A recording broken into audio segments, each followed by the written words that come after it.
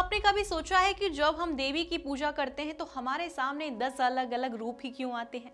क्यों माँ काली का रूप इतना डरावना और उग्र होता है, जबकि माँ त्रिपुर सुंदरी का रूप इतना सौम्य और मनमोहक होता है?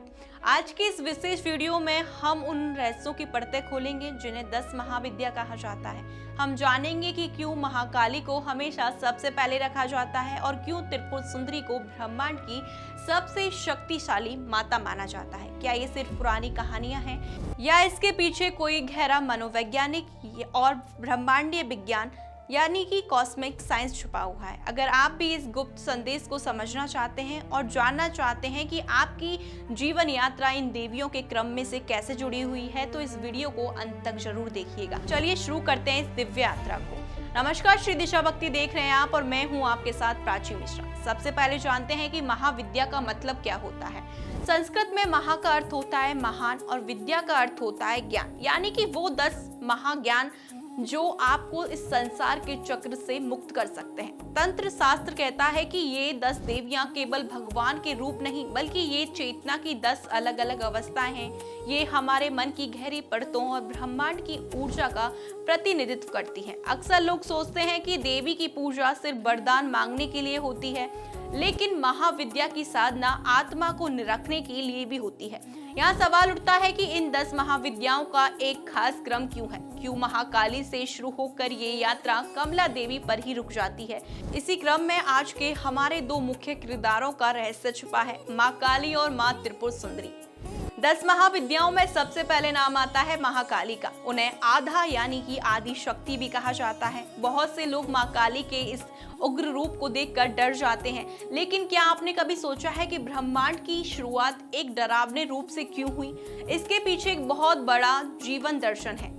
महाकाली काल यानी समय की देवी हैं। ब्रह्मांड के जन्म से पहले सिर्फ अंधेरा था, जिसे शून्य कहा जाता है। महाकाली उसी शून्य का प्रतीक है। वो सबसे पहले इसलिए आती है क्योंकि जब तक आप अपने भीतर के डर, अपने अहंकार और अपनी बुराइयों का नाश नहीं करते, तब तक आप अपने ज्ञान के अगले स्तर पर नहीं पहुंच सकते हैं। जब आप किसी नए काम की शुरुआत करते हैं तो सबसे पहले क्या आता है? डर, बाधा। माँ काली उसी डर को खत्म करने की वाली शक्ति है। वो जीवन के कड़वे सच का सामना कराती हैं। तंत्र में माना जाता है कि बिना काली को समझे आप जीवन की सुंदरता यानी कि त्रिपुर सुंदरी को कभी नहीं पहुंच सकते हैं। माँ काली साफ सफाई है, जो नई फसल उगाने से पहले जमीन की करनी पड़ती है। माँ काली के बाद दूसरे नंबर पर आती है माँ तारा। जब माँ काली आपके भीतर के डर को खत्म कर देती है तो आप खाली हो जाते हैं। अब आपको जरूरत होती है एक दिशा की, एक गाइड की, यानी कि माँ तारा की, जो तार दे यानी कि पार लगा दे। उन्हें नील सरस्वती के रूप में देखा जाता है। जैसे समुद्र के बीच में फंसे नाविक को ध्रुव तारा रास्ता दिखाता है, वैसे ही माँ तारा साधक को अज्ञान के अंधेरे से ज्ञान के प्रकाश की ओर ले जाती है। ये क्रम देखिए, पहले बाधा हटी यानी कि काली, फिर रास्ता मिल गया यानी कि तारा, अब रास्ता मिल ही गया है तो मंजिल क्या? यही से शुरू होता है त्रिपुर सुंदरी का रहस्य। अब बात करते हैं जिन्हें ललिता या फिर राज राजेश्वरी भी कहा जाता है। माँ त्रिपुर सुंदरी, जिनका नाम ही सब कुछ कह देता है। त्रिपुर सुंदरी यानी कि तीनों लोकों यानी कि आकाश, पाताल और पृथ्वी में सबसे सुंदर। लेकिन यहाँ सुंदरता का मतलब चेहरे की चमक नहीं, यहाँ सुंदरता का मतलब है हार्मोनी यानी कि संतुलन। तंत्र में त्रिपुर सुंदरी को महाकाली के बाद का सबसे महत्वपूर्ण पड़ाव माना जाता है। क्यों? क्योंकि महाकाली शक्ति है तो त्रिपुर सुंदरी उस शक्ति का आनंद है। सोचिए, आपके पास बहुत ताकत है लेकिन जीवन में शांति और प्रेम नहीं, तो क्या वो ताकत किसी काम की है? बिल्कुल नहीं। माँ त्रिपुर सुंदरी हमें सिखाती है कि कैसे अपनी शक्ति का उपयोग करके जीवन को सुंदर, रसपूर्ण और सुखद बनाया जाता है। वो श्री विद्या की देवी है। श्री यंत्र उन्हीं का प्रतीक है जो पूरे ब्रह्मांड की बनावट को दर्शाता है। जहाँ महाकाली विध्वंस करती हैं, वहाँ त्रिपुर सुंदरी सृजन पोषण करती है।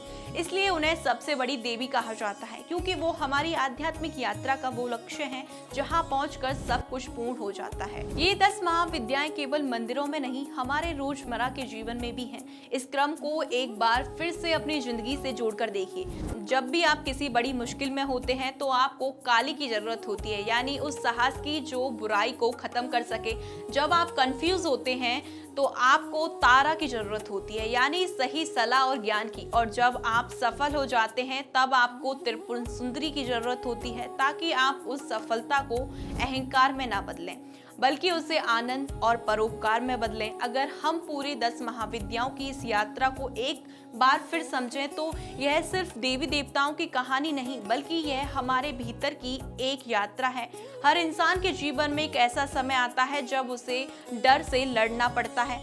वह क्षण की माँ काली का स्वरूप है। फिर जब हम अंधेरे से निकलकर रास्ता ढूंढते हैं तो वह मार्गदर्शन माँ तारा देती है। और जब हम धीरे धीरे अपने जीवन में आगे बढ़ते हैं तो हमें समझ आता है कि असली लक्ष्य सिर्फ जीतना नहीं, बल्कि उस जीत में शांति, संतुलन और आनंद पाना है। यही माँ त्रिपुर सुंदरी का स्वरूप है। शायद यही कारण है कि यह पूरी यात्रा एक क्रम में रखी गई है, क्योंकि बिना अंधेरे को समझे प्रकाश का महत्व नहीं समझ आ सकता।